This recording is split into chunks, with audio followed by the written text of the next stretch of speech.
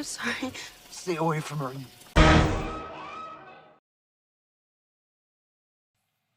Halo, kembali lagi di Mantau Movie, masih bersama Sam Kumyu in the Yao.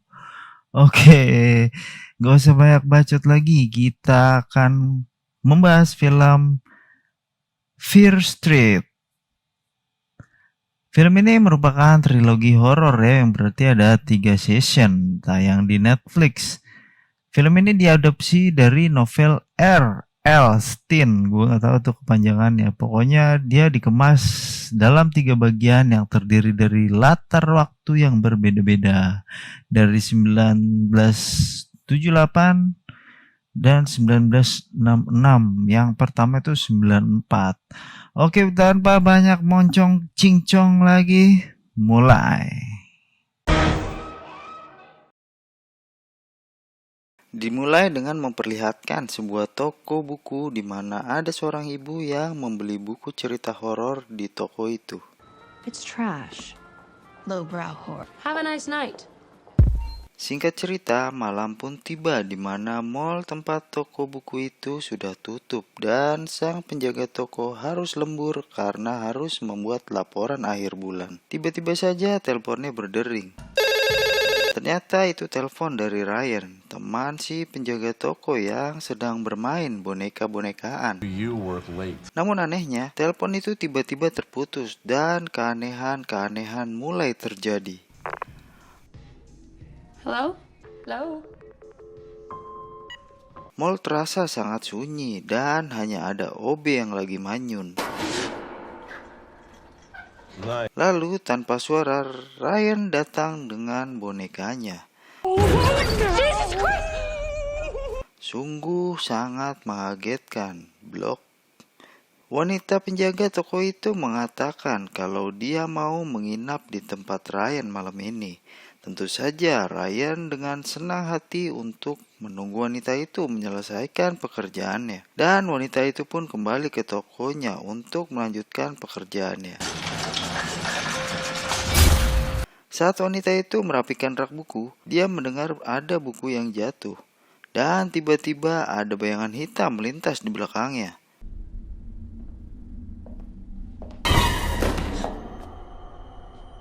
Wanita itu mengira itu adalah perbuatan Ryan yang sedang mengerjainya. Tapi tiba-tiba muncul seorang yang menggunakan jubah hitam dengan topeng tengkorak yang langsung menusukkan pisau di perut wanita itu. Tapi pisau itu mengenai buku yang wanita itu pegang. Wanita itu langsung bergegas kabur dari toko itu.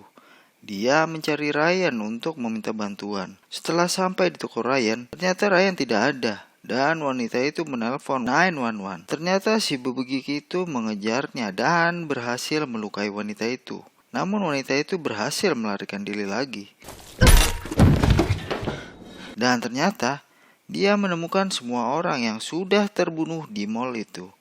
Dan sial, bebegik itu berhasil menancapkan pisau di punggung wanita itu hingga wanita itu terjatuh. Ternyata si bebegik itu adalah Ryan. Gak tahu apa yang terjadi, tapi muka Ryan terlihat seperti zombie. Lalu tiba-tiba polisi datang dan menembak Ryan tepat di kepala.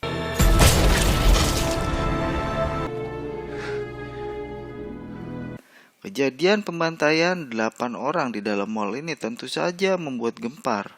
Dan ternyata pembantaian seperti ini sudah terjadi kesekian kalinya di kota yang bernama Shadyside itu. Dan film baru saja dimulai.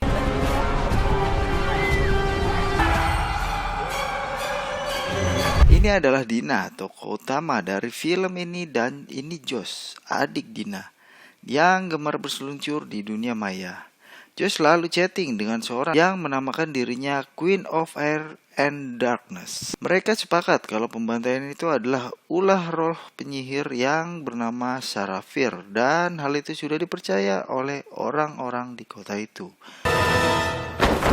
Dude, what the hell? Alright, you know what? It's time for school. Get in the car. Lalu Dina dan Josh pergi ke sekolah. Ternyata wanita yang terbunuh itu adalah teman satu sekolah Dina.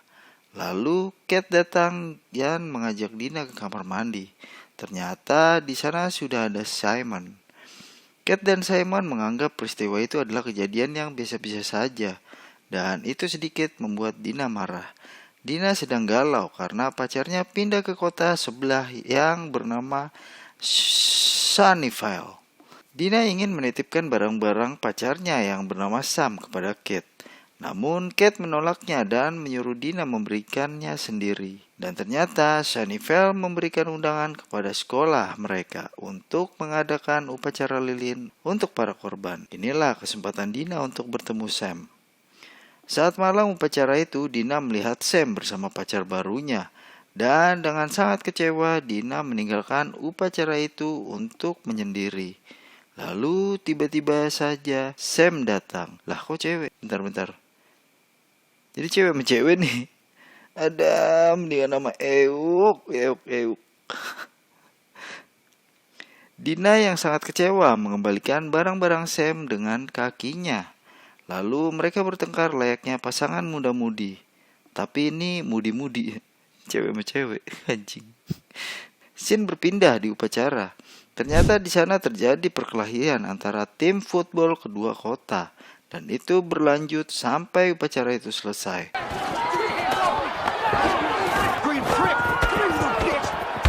Saat Dina dan teman-temannya kembali ke Shadyside, ternyata Sam dan pacar laki-lakinya yang bernama Peter mengikuti bus sekolah Dina.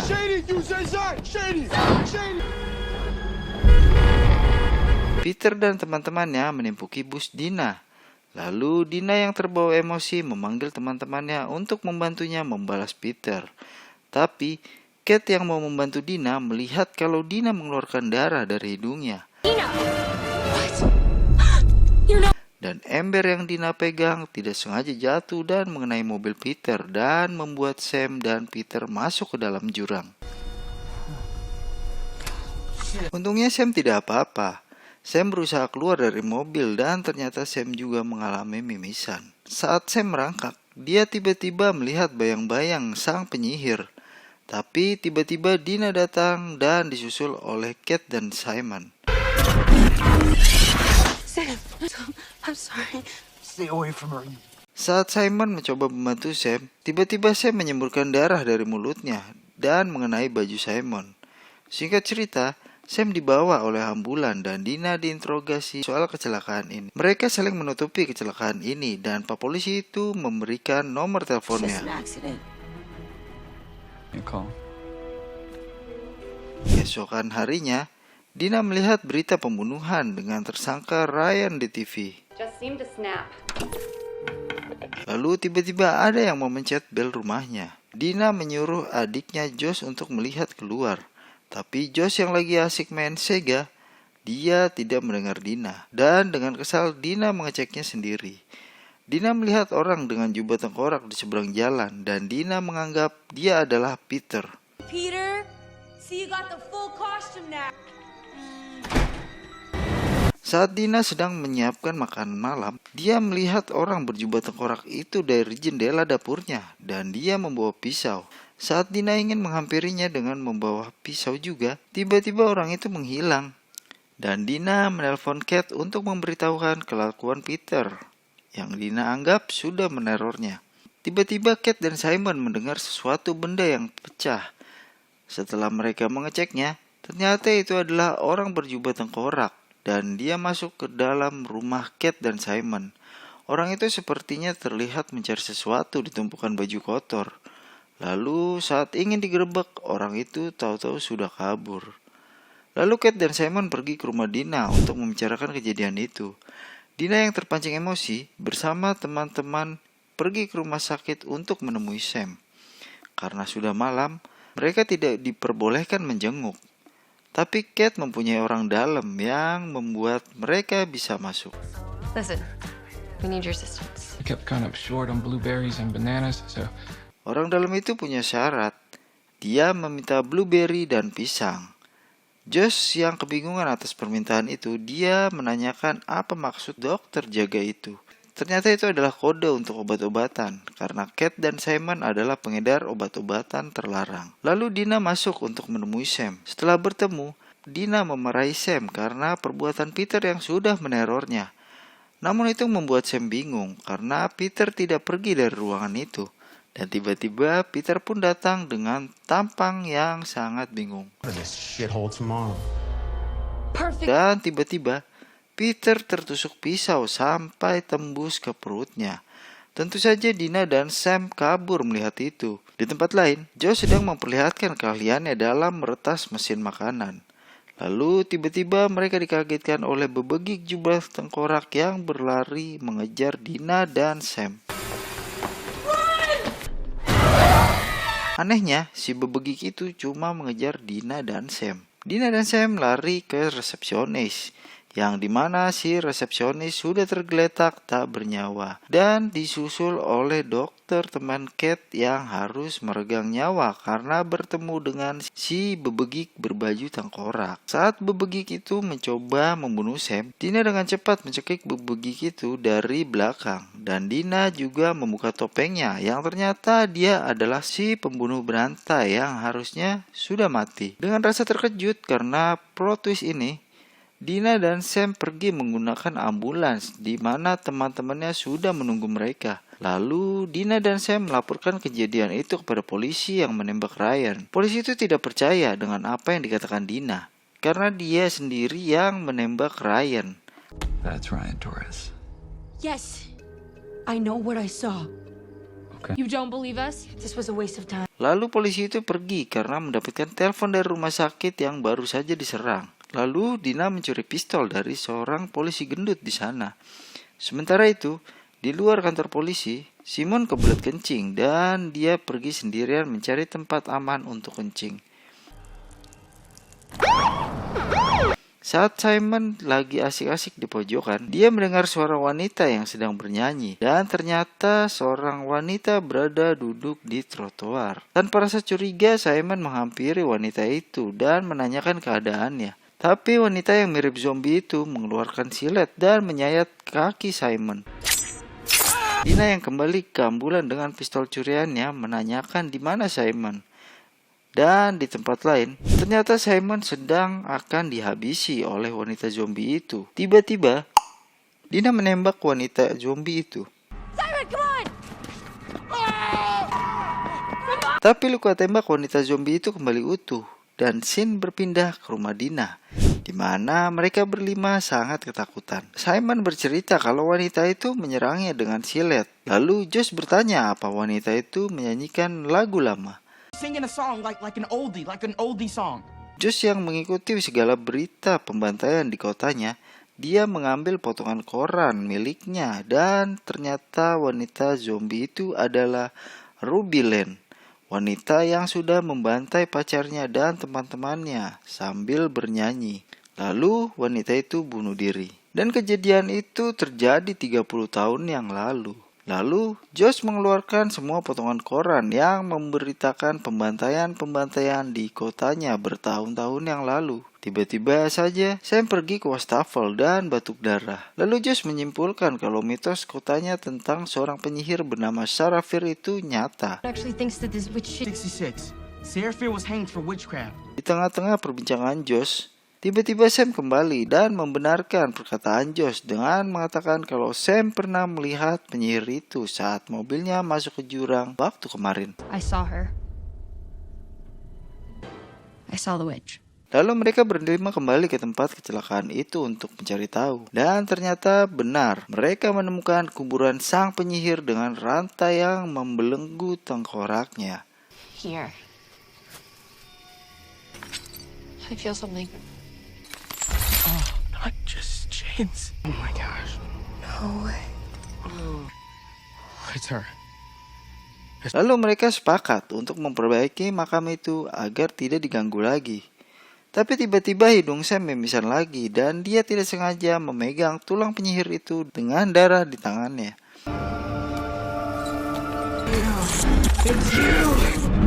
Dan itu membuatnya terkontak dengan sang penyihir. Sementara itu, Simon dan yang lain berusaha untuk memperbaiki makam si penyihir dan berharap yang dilakukannya berhasil. Tiba-tiba muncul zombie membawa kapak berlari ke arah Sam. Dengan cepat Dina menarik Sam, lalu mereka semua melarikan diri. Saat dalam perlarian dari zombie, akhirnya mereka menyadari kalau para zombie itu merespon darah Sam. Dan mereka bersepakat untuk menjebak para zombie itu menggunakan darah Sam. Di tempat lain, para polisi sangat penasaran dengan semua temuannya.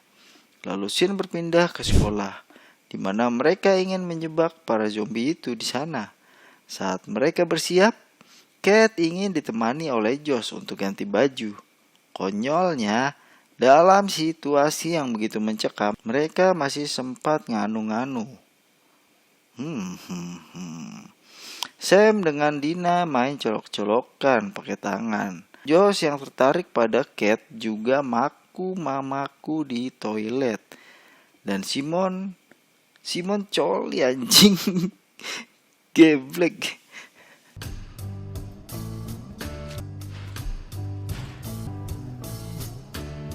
Setelah itu mereka mulai menyiapkan jebakan menggunakan darah Sam yang dipetakan ke arah toilet sekolah yang sudah siap untuk diledakkan.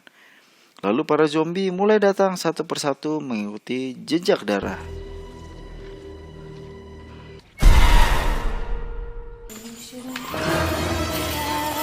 Setelah para zombie itu masuk ke dalam toilet, mereka mengunci pintu dan membakar toilet itu sampai meledak.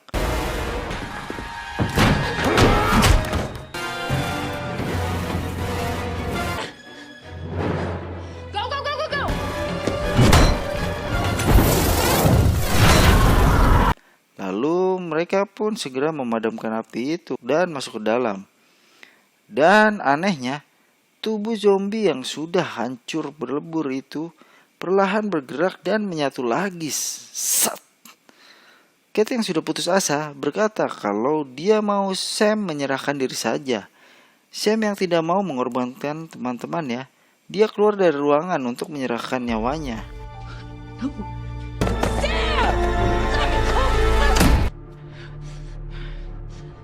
Namun Sam kembali diselamatkan ke dalam ruangan karena Josh menemukan potongan koran yang memberitakan seseorang bernama Cyberman. Dalam koran tertulis kalau Cyberman selamat setelah dia mati suri. Lalu mereka pergi meninggalkan sekolahan.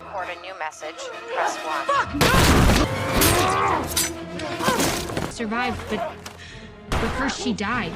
We kill you. We bring you back to life.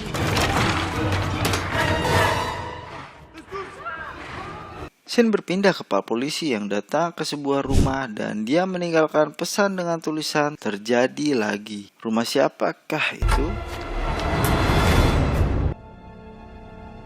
Lalu scene kembali ke Sam dan kawan-kawan, di mana mereka sudah sampai di sebuah supermarket. Di sana mereka berencana untuk membuat Sam mati selama beberapa saat dengan menggunakan obat-obatan yang Simon ambil dari supermarket itu. Setelah mereka mempersiapkan 3 tumpuk obat, mereka memancing para zombie itu lagi dengan darah Sam. Dan mereka mulai berpencar. Sam mulai kehilangan keseimbangan setelah dia memakan tumpukan obat yang pertama.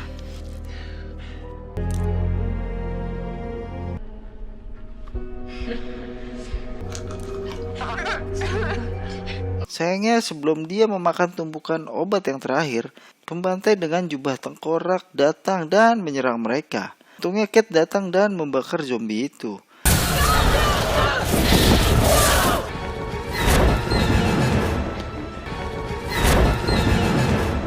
Kate harus tewas di tangan zombie.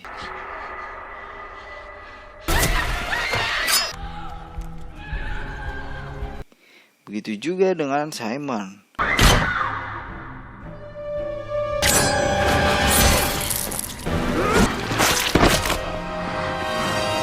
Karena obat-obatannya hilang, Dina mencelupkan kepala Sam ke akuarium supaya Sam mati.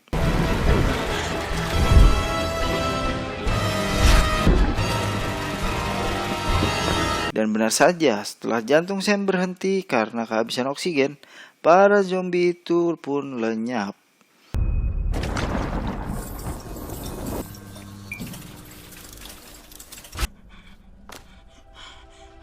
Lalu Dina meminta Josh mengambil suntikan adrenalin untuk menghidupkan Sam kembali.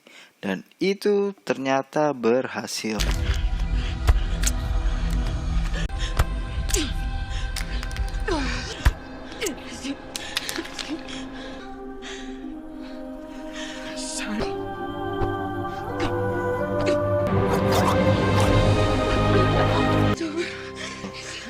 Setelah itu mereka pun dimintai keterangan oleh polisi atas kejadian yang terjadi. Sebelum pulang Josh diberikan kartu nama oleh seseorang berambut kibo. Mungkin ini akan ada di season 2 nih orang ya. Kita tunggu aja. Setelah sampai di rumah, Dina mendapatkan telepon dari si bermain. Dia berkata kalau kutukan itu masih belum selesai. Still alive. Who is this? Superman. It's never over. Dan benar saja, kini Sam kerasukan dan ingin membunuh Dina.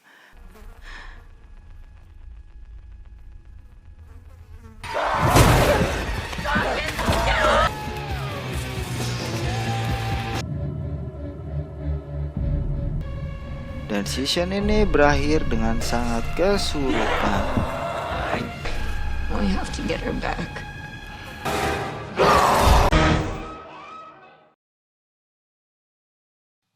Oke, gimana filmnya? Seru kan? Pokoknya pantengin terus ya, gue akan bahas trilogi kan, berarti masih ada 2 film lagi. Siapa yang penasaran sama jump scare-nya? Gue sih udah nonton nih 3-3-nya dan ya lumayan bagus lah. Gue sih nyaranin lu untuk nonton full movie-nya. Oke, jangan banyak muncul lagi, tunggu aja video selanjutnya. Jangan lupa subscribe, klik lonceng untuk notifikasi-notifikasi dari Mantau Movie. Salam Mantau Movie.